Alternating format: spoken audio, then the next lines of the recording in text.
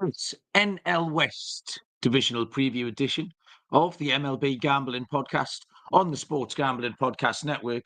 Is brought to you by our free bracket challenge, $2,000 winner takes all. Enter today at sportsgamblingpodcast.com/bracket.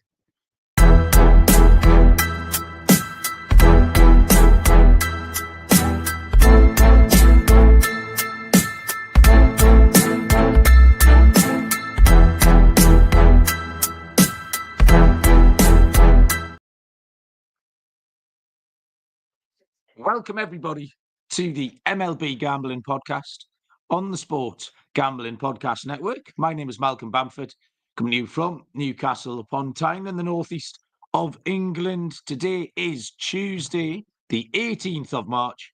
We are here to carry our season previews on with the NL West division. Obviously, we had some NL West action earlier on from Tokyo in Japan, where the Dodgers got on the board with a 4-1 win over the Cubs. But we've got a full divisional series preview coming up. Joining me from somewhere in New York is Mr. Dylan Rockford. D-Rock, what's happening? What's going on, Mal? Happy opening day. Tokyo series was amazing. Set my alarms. It was early for me, but it was great to see it. Tokyo Dome, the atmosphere was live. I know you were having trouble, but it was a great game. Not for my bets, but it was just great to have great to see baseball on. Yeah, the MLB app. I was out and about in the van this morning, and I'm really looking forward to the radio call. I've said a few times before that listening to baseball on the radio is one of my favourite things. And the MLB app, it was just pissing me about all morning. So I hope it doesn't start doing that all year. It kept logging me out. It kept coming up with error messages. So I didn't get to listen to any of it. I was really looking forward to it. But I have caught up with the game highlights since. If you are a regular listener to the MLB show, if you listen live, if you listen to the Premier League show, I'm going to put my first warning out of the day. You can probably tell I don't sound my usual gorgeous self. I've had a very emotional weekend down in London following the football, where I have been either crying or drunk or both. But this is the first of 3 podcasts I've got tonight. So if you listen to the Tokyo game too, I'll be sounding worse than this. If you listen to the Premier League show later on, I'll be worse again. So I'm warning you, be prepared for whatever my voice sounds like after podcast number 3. Mal, do you have the tea with you? I've always got a cup of tea, Dylan. You know it. You've never seen me without a cup of tea to hand. Never. I was kind of teeing you up, no pun intended. Hey, very good, Dylan. That's the funniest thing you've said in 5 years. 5 years. New season, new Dylan. Exactly. Rupert Ocean has joined us in the chat, and John Cullifay as well. Dodger hit the nerf. John hit the nerfy. First nerfy of the season for John. Hashtag DGens only, and Dodgers on the money line as well. And there's a few other people in the chat, so if you are around, by all means, stick your head in and say hello. The Game 2 series preview we'll do later on with myself and Lonte. We're going to do that in a few hours' time. But it is the 5th of the 6th divisional series now at National League West. We're going to get into. So we'll start off with that. I'm going to tell you first that you can compete against SGPN this March. You've got a few hours to get into the 75k winner-take-all college basketball survivor contest. March has never been this exciting. Enter at splashsports.com/SGPN. That's splashsports.com/SGPN. We'll start, Dylan. We'll go. Do you want to go worst to first or first to worst? What did we do last time? I've forgotten again. We started best to worst. Let's start worst to last because the Rockies are just an abysmal team. Let's just start. Yeah, okay. We'll warm up with the Rockies.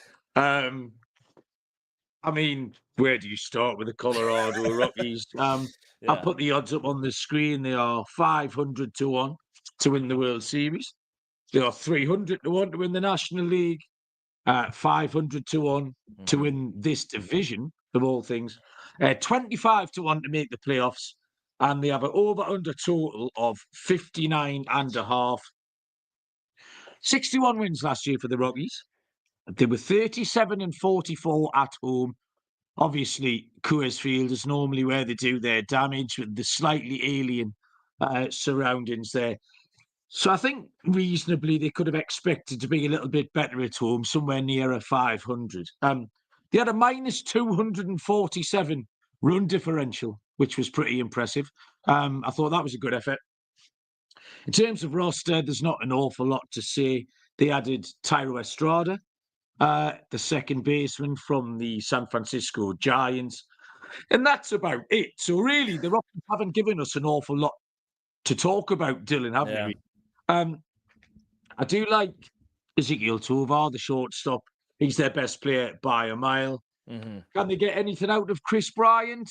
Batting cleanup, or is he completely finished? He's actually projected a minus 0.1 WAR, Chris Bryant. So not particularly auspicious there. Yeah. And the rotation's just the same. It's the same guys we were seeing every 5 days last year. Kyle Freeland, Marquez, Ryan Feltner, Sanzatella's back in there. I've got a quiz question for you, Dylan. Yeah. What is the lowest projected ERA amongst the Rockies starters this season? Who's going to have the best ERA and what it is? If I had to guess, maybe Ryan Faulkner. And what would the number be? I don't even know. I can't even think of a number that he would have. Like an ERA, you're talking? ERA, yeah. 450, 440. Oh, not bad. 468 is the answer. Okay. Best projected ERA amongst the Rockies is a 468. I've got them winning 65 games though, Dylan. So I actually really like the 59 and the over 59 and a half.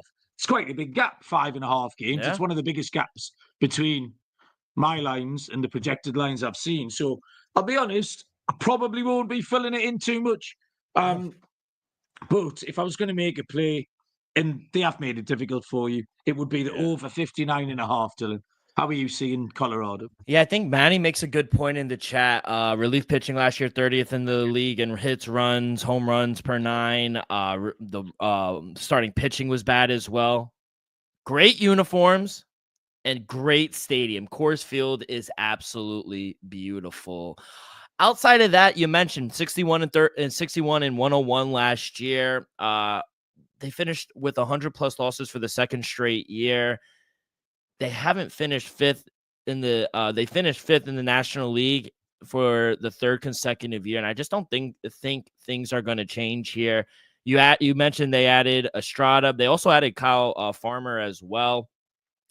Before I get into my bet, I think one player that I think we should keep an eye on is Nolan Jones, the left fielder. This is going to be his 4th year in the majors. I think this is his best chance to, and I think it's his best chance to be the best hitter in this lineup. He posted an OPS plus of 140 in 2023 in his first year after being traded by the Guardians. I just think maybe they're hoping he's more of that player than the one of last year. We had an OPS of just 75 and 79 games. I think the ceiling could be high for him.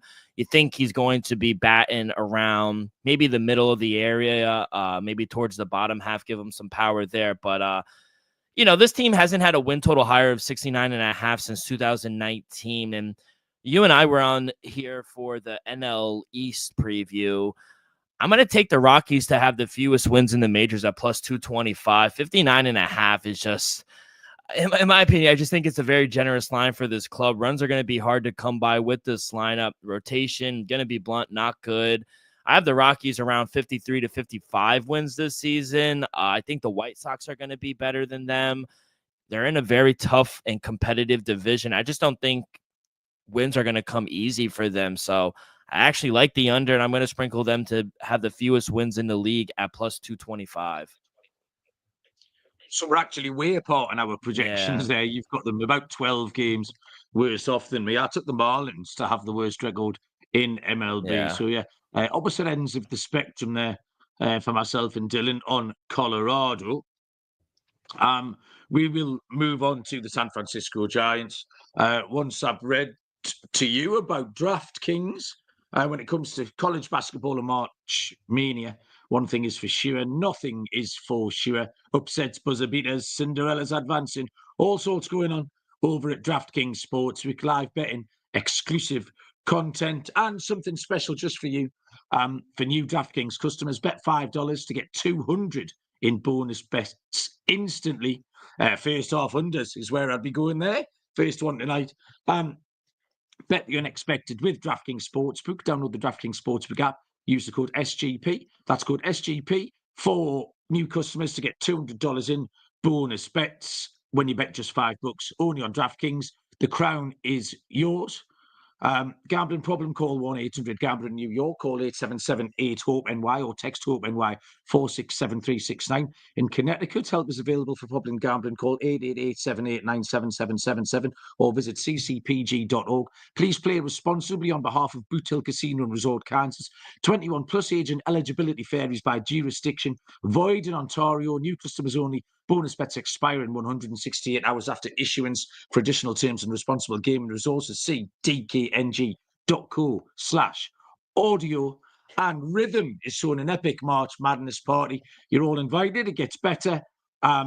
It's March the 19th at Stadium Swim at Circa, Las Vegas. One lucky winner will win a $250 March Madness future too. The success of Rhythm in 2024 was outstanding. The place to sign up here is sportsgamblingpodcast.com/party for details. That's sportsgamblingpodcast.com/party.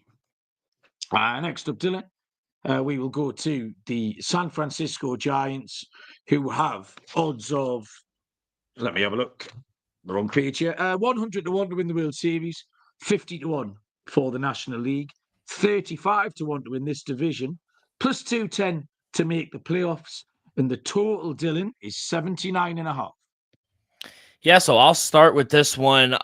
Giants they've only had one winning season since 2016. They finished 80-82 back last year. And I think expectations for this year in a very competitive NL West should be kind of similar. I think maybe looking towards a rebuilding season for them this year. I am interested to see how the team is handled under Buster Posey, new president. They did sign William Adonis, 7 years, $182 million, trying to fill a hole in their lineup.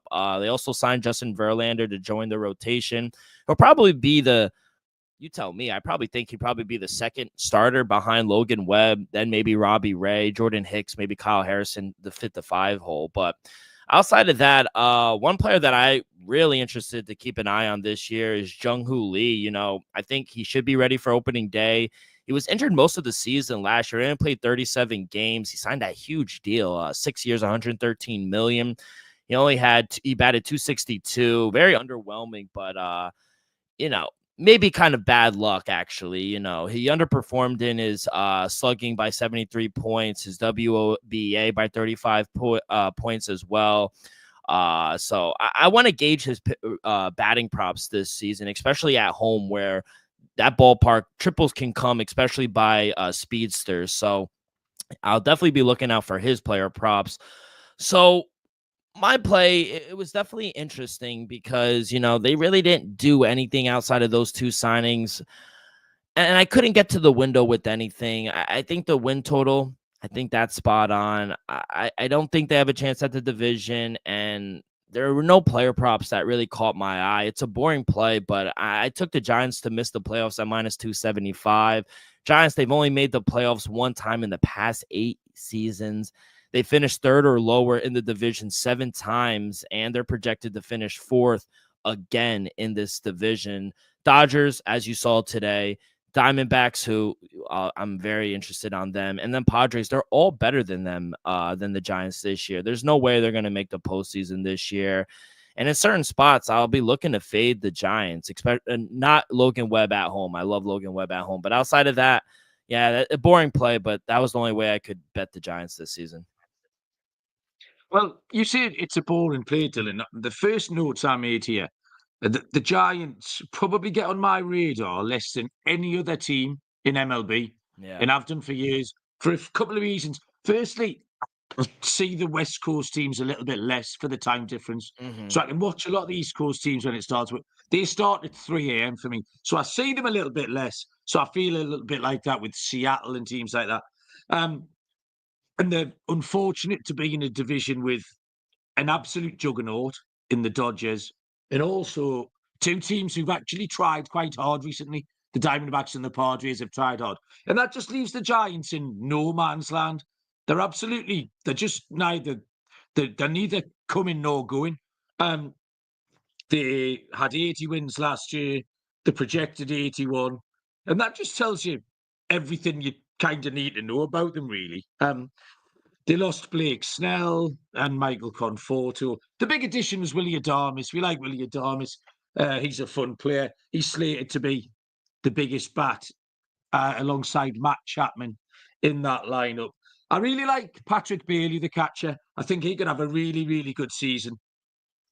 The rotation's really interesting in that there's a lot of names in there that you could take a lot of hope from, but also come with giant question marks. You mentioned a 42-year-old Justin Verlander. You've got the health of Robbie Ray in his tight Yeah. pants, Jordan Hicks. It's a lot of big risk-reward stuff in there. Hmm. Um, the bullpen's all right. I think Ryan Walker can have a good year. Yeah. So I do feel like there's a big range of outcomes here. I could see them winning 72. I could see them winning 88. Like, this is the widest range of outcomes I could see, just depending on what that middle spell of that rotation does. Hmm. It does hinge on that. So I'm going to be positive about the Giants here. I'm going to take the over 79.5. Like I say, they are projected, I can see round about 81. But if they can stay healthy in the middle on a day-to-day basis, they're going to give themselves a chance to pick up some wins in that Pitchers Park. They just have no wiggle room Basically, because if they've run into injuries or, like you said, the middle of that rotation isn't good and Verlander isn't good, they're not going to be good, in my opinion. Is that fair to I say? mean, like I say, the outcomes. If you told me at the end of the year, if I saw they won 72 games, I wouldn't be surprised. But equally, if that pitching rotation stays healthy, Matty DM, welcome, Matty. How you doing? Matty likes the uniforms, but doesn't like the team, so he wants the under. John has a good point. Although we've Kate got a Upton little keeps Mexican Kate Verlander Upton in the young. chat who keeps Justin Verlander young. I'm sure she'd do the same for quite a lot of us as well. We will move on to the San Diego Padres, who are in the middle of the five horses in this division. The San Diego Padres, although they have similar lines to the Diamondbacks, actually, Mhm. in a lot of the markets, 30-1 for World Series glory, 16-1 to win the National League, plus 850 for the division, plus 100 to make the playoffs, and a win total of 85.5 for the Padres. Great uniforms as well. This is a strong uniform Yeah, it is. division, this one, actually. 93 wins last year for the San Diego Padres. Only 5 games behind the Dodgers. Only 5 games to find, which you like on the surface of it. It's not a huge leap of faith for a team to close a 5-game gap. But what have the Padres done here to close that gap? They had the best road record in MLB last year, as it happens, 48-33 on the road. They've lost Profar and Kim. Tanner Scott, who locked down the close for the Dodgers today, was probably the biggest departure, actually. And they haven't acquired much. Jose Iglesias from the New York Mets, who we talked about last week, Dylan. Jason Hayward, Nick Pivetta. So not much else. So I think the answer to the question, what have they done to close the gap, is not a lot. Joe Musgrove had Tommy John in November, so we won't be seeing him this year.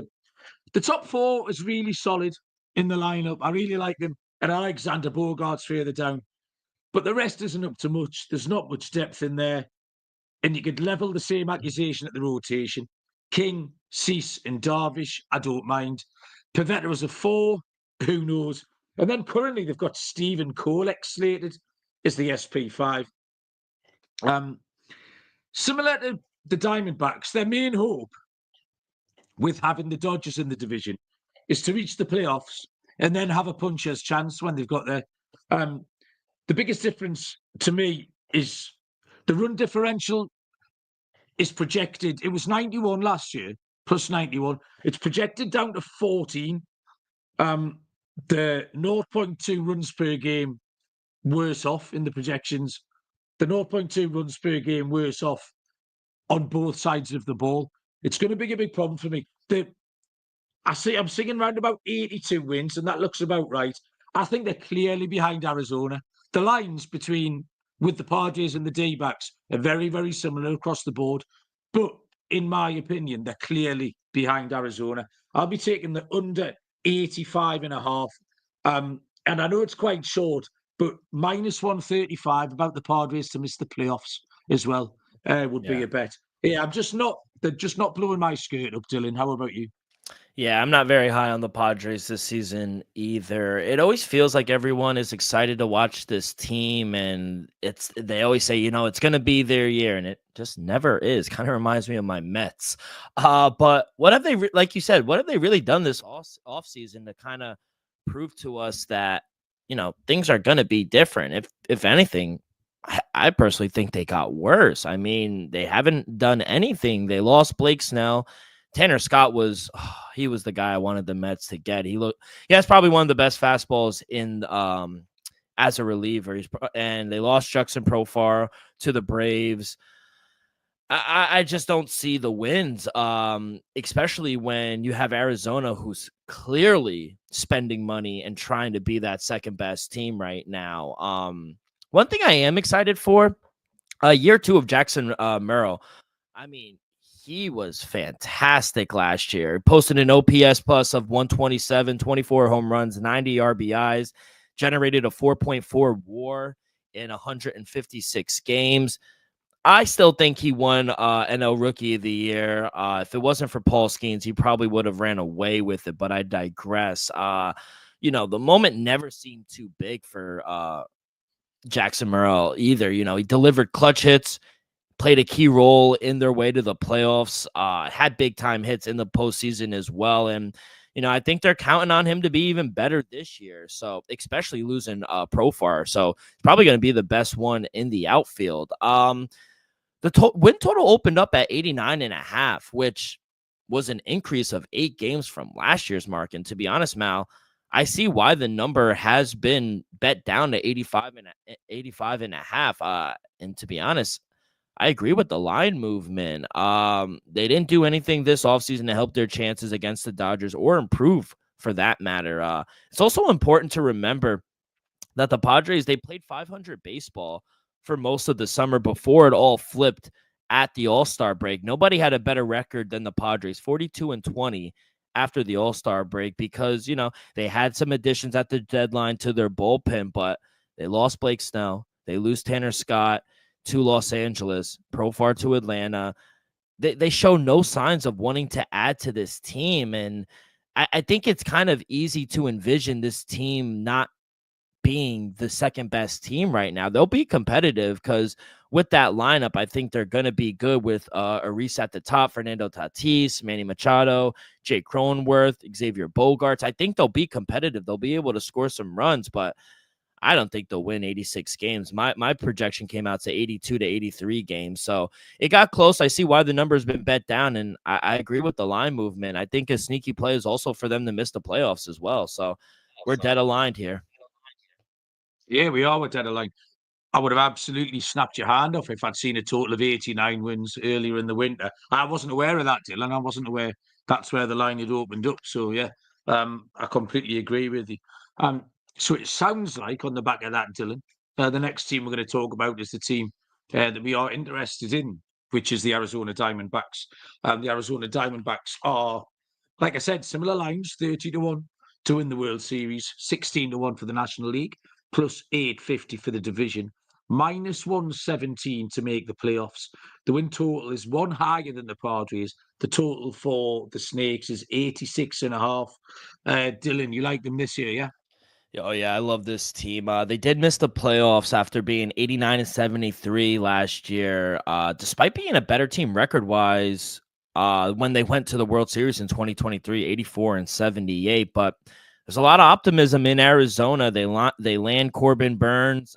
He's going to be their ace at that rotation. And I like it. What is it? A 6-year, $210 million deal. I know a lot of people, the market wasn't as big for Corbin Burns for some reason, but 15-9. He had a 2.92 ERA and 32 starts for Baltimore last season. They also traded for Josh Naylor. He's going to be their first baseman. By the way, Mal, is my mic cutting off? It is. It's not cutting off. The volume's kind of going just Why up and does down it a do? little bit. But Yeah, I don't know why it's doing that. My bad. One player I'm going to, yeah, it just cut off again. Jesus, I apologize. But one player I'm gonna have my eye on this year, Corbin Carroll. I still think there is more we haven't seen out of him. I think his ceiling is so high. Corbin Carroll, he was a very popular preseason bet last year. He dealt with multiple injuries on his way to batting a 231. He had 22 home runs, 35 stolen bases. But, he did lead the league in triples for the last 2 seasons. So I expect Corbin Carroll to have a nice bounce back season for the Snakes. The win total, it did climb 2 games from 2024. It's their highest preseason win total since 2012. I'm going to take the D-backs to finish second in the NL West, and I'm going to take them to go over 86.5 wins. I love the addition to Corbin Burns. I like Josh Naylor. And on paper, I think they're a better team than the Padres. Their lineup, they ranked 4th in the majors last season, WRC of 115. And now they have a dependable pitching staff. I mean, look at this pitching staff 1 through 5. Corbin Burns at the top, Zach Allen at the 2, Merrill Kelly, whoever you put at 4, maybe Brandon Fart or Eduardo Rodriguez. But I think they have a nice 1-2-3 punch than any other rotation outside of the Dodgers. So I love their rotation. And I just love what they did in the offseason, and I think they could go toe to toe and outlast the Padres. I have the D-backs, like I said, winning around 90 to 91 games this season, only trailing the Dodgers. So yeah, over 86.5 wins, and I think they'll finish second in the West. yeah, I'm pretty much with you all the way there, Dylan. 89 wins last year. So looking for areas that can improve. They did struggle against left-handed pitching. If they could put 4 or 5 more wins together against the lefties, I think there's a little bit of improvement there. And they have tried to stay relevant again in the market. They lost a few. They lost Christian Walker and Jock Pedersen, but they added Josh Naylor. They re-signed Geraldo Perdomo, and they added the big pitching free agent in Corbin Burns, like you mentioned. Corbin Burns is a hometown boy as well, so he'll be looking forward to getting back pitching in his hometown. I like the lineup. Ketel Marte is absolutely bulletproof. And the big thing, like you mentioned, Dylan, is Corbin Carroll. He really messed about in the first half last year with his mechanics and stuff like that. He kind of got in his own way, but he came back strong second half. So he'll be ready to rock this year. There's loads of upside. Suarez finished strong last year as well. I like Gurriel. Pavin Smith's got a little bit of upside. McCarthy's got a little bit of upside. And that pitching, you've mentioned it. Burns, Gallen, Kelly, Erod, Brandon Fart, we really like. Every day they'll be rolling out a competent starter, an above average starter. Yeah. They'll be going to the mound every day. And don't forget Jordan Montgomery. Jordan Montgomery, who missed spring last year, completely screwed himself over. I'm expecting a little bit of a bounce back. Now, I think he's a little bit behind the curve in spring already. But I will not be surprised if come the dog days of summer, we'll see Jordan Montgomery having a good season. I love the bullpen. I love AJ Puck. Justin Martinez is nasty. They're very good defensively. They're aggressive on the base paths. I can see them being at least as good as 2024. So over 86.5 wins. And I've done this in quite a few of the preview shows. I kind of teased them up to 90. Arizona to win 90 games is plus 175. So that would definitely be my play there on the Diamondbacks. We'll get filled in to our final team, the Dodgers.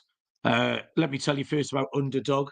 Underdog Pick'em. You can play any sport and win up to 100 times your money. Our code is MLB SGPN to claim a special pick and first-time deposit offer up to $1,000 in bonus credits. UnderdogFantasy.com, promo code MLB SGPN.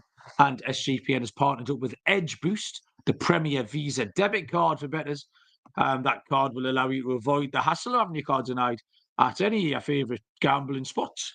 You can earn up to $750 per month in cashback rewards for using Edge Boost card. And you know your money is safe as the card is FDIC insured. The best part is no credit checks and it's completely free. Sign up for Edge Boost and enter our free $2,000 bracket contest at sportsgamblingpodcast.com/bracket. That's sportsgamblingpodcast.com/bracket. So finally, the juggernaut and already 1-0 Los Angeles Dodgers, who are plus 230 for all the marbles come October, plus 135 to win the National League, minus 700 for the division, minus 5,000 to make the playoffs, with a total of 103.5. Obviously, that total, just be aware that they've got the two games in Japan, one today, another game on Wednesday morning. The Dodgers won 98 games in 2024, 5 clear of the San Diego Padres, before going on to pretty much demolish everybody, including the New York Yankees in the World Series. First thing I noticed was that the books have got that jump from 98 wins that they won last year to 103.5. That's a lot of extra wins. That's 5.5 extra wins. I'm seeing projections like Fangraphs. They've got them around about 96. So there is a discrepancy there. I would say they've improved slightly. Re-signed Teoscar Hernandez, Blake Trinan, who was good, Kike, Clayton Kershaw, plus Ohtani gets to pitch from maybe May onwards. So there's a boost there. And they did add more pitching. Roki Sasaki, obviously being the headline, 23-year-old coming across from Japan, who we will see pitch game 2 tomorrow. And Blake Snell, a Cy Young contender. And then, of course, Tanner Scott, that we've already mentioned, and Kirby Yates coming across as well. The lineup is very, very similar. The top half is entirely stacked. The bottom half is steady, if not spectacular. In terms of the rotation, Clayton Kershaw and Tony Gonsolin will start on the AL. And that's about it, really. The books are being very careful with them. That was my opinion of it, Dylan. That 103.5 is a very, very high number. Now, for the World Series, I have got a ton of 5-1 for the Dodgers, which I took all winter long. One of my locals had a price boost for the Dodgers at 5-1, Nice. which was just too big. So I bet it little and often. A lot of people who listen to us regularly know this is one of my techniques. Is I'll just put the loose change on, and a lot of small loose change has added up to quite a large amount of loose change. At 5-1, it was just too big. And like I say, you're now trading round about half that price at plus 230. But I do think 95 to 98 wins is the range. So 103.5 is far too high. I would be taking the under on that, but I am happy with the 5-1 I've got for World Series, Dylan. Yeah, and I'm interested and I'm excited to see Ohtani being a two-way player. After only DH in last season, I think their rotation improved. Obviously, getting Blake Snell, what do you think? He'll be their second guy. I know Yamamoto's their one. Blake Snell, Tyler Glass. Now I know Sasaki. He's pitching game 2 just because they're in Japan, but you got Tony Gonsolin as well. Lineup really hasn't moved out. Me and Scott yesterday were talking about the addition to Michael Conforto. Outside of that, really hasn't much changed through that lineup. So, I like Blake Snell. Obviously they got Sasaki as well, the Cy Young winner. In Japan. I wonder when Otani will be going to the mound. They also, they got a big boost. Obviously, he closed the game today. Tanner Scott, you mentioned. They re-signed Teoscar Hernandez. Hae-Sung Kim, the second baseman from the KBO as well. Great league to bet on during the pandemic. I don't know if you've ever bet on the KBO, but yeah, very, very fun league to bet on. I didn't want any part in the win total just because the 90 or the 104, 103 win total that you're seeing, I didn't want to sweat for 6-7 months. So I'm invested in them in my best bet. And I'm going to go with a player prop here for the Dodgers and give me Shohei Ohtani. Under 30.5 stolen bases at -120. Obviously, last year, MVP campaign, became the first player, 50-50 club, 54 home runs, 59 stolen bases. It marked his best season as a base runner by a wide margin, 33 more stolen bases than his 2021 season. I just have doubts that Ohtani will be as aggressive in 2025. He's expected to pitch again, and I don't think Dave Roberts wants to risk any setbacks with him. Ohtani, he averaged 14.3 stolen bases in his first 6 seasons in the MLB, and he stole more than 20 bases only once before his debut campaign as a Dodger. So I'd really be surprised here if he stole more than 30 bags this season, especially him being on the mound. I don't think they're going to want him to be aggressive. So under 30.5 stolen bases at -120. That's a really good angle in Dylan, actually. I hadn't looked at that market. If you remember, Ohtani was carrying a little bit of a shoulder injury through the World Series and just stopped running. I think we were betting them at -400, not to steal a bag. Well, obviously, Yeah. -400 is not a working man's price, but he wasn't going anywhere. It was free money every day. And if that sort of carries on with one eye on him returning to the mound, you're absolutely right, Dylan. I love that. Yeah, so I mean, that's all 5 teams in the book. In terms of players, carrying on from what you're saying, Ohtani +150 for MVP is a little bit short. Tatis Yeah. at 8-1. I wasn't Mm, really in on the Padres. There's lots of the Dodgers pitching in the Cy Young betting, but I yeah. couldn't really find much value. Roki Sasaki's favourite for Rookie of the Year, but I Yeah. thought +210 was way too short in Mm-hmm. that market. I was interested in the difference in price between Aaron Judge and Shohei Ohtani at the top of the home run market, because the projected difference of just 2 home runs, which is really 1 week, sort of little week's Yeah. injury in that two. And Ohtani's double the price. It's +350 for Judge or 7-1 for Ohtani. So in that market, Ohtani represents a little bit of value.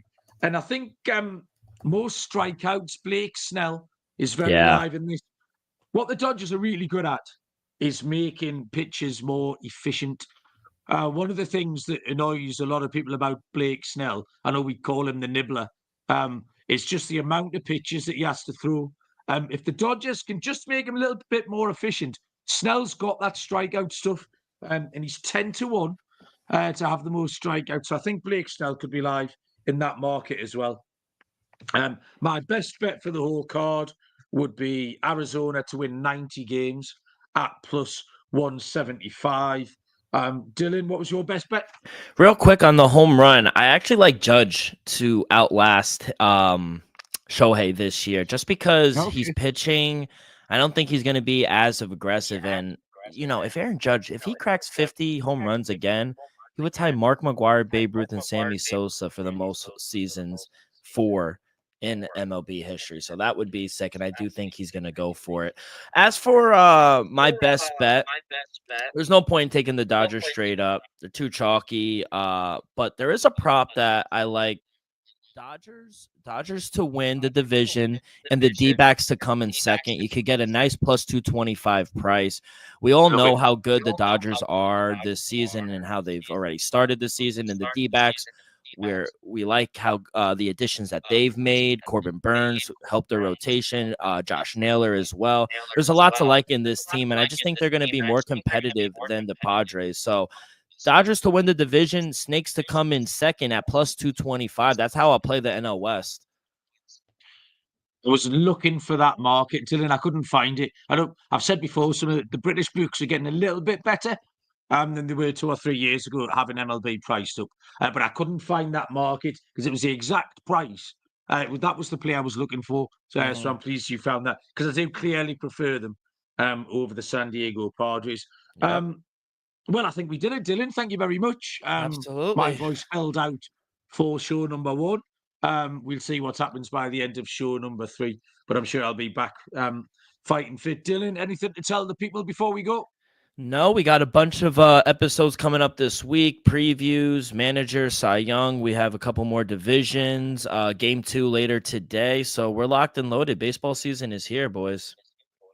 Locked and loaded. Hopefully my MLB app won't be being a dick when I get out and about tomorrow morning, and I'll be able to listen to that game. Thank you very much, Dylan. Appreciate your input. Thanks, everyone who joined us in the chat as well. Like, rate, review, thumbs up, and all that kind of shenanigans. Until the next time, we will see you all down the road. Cheers.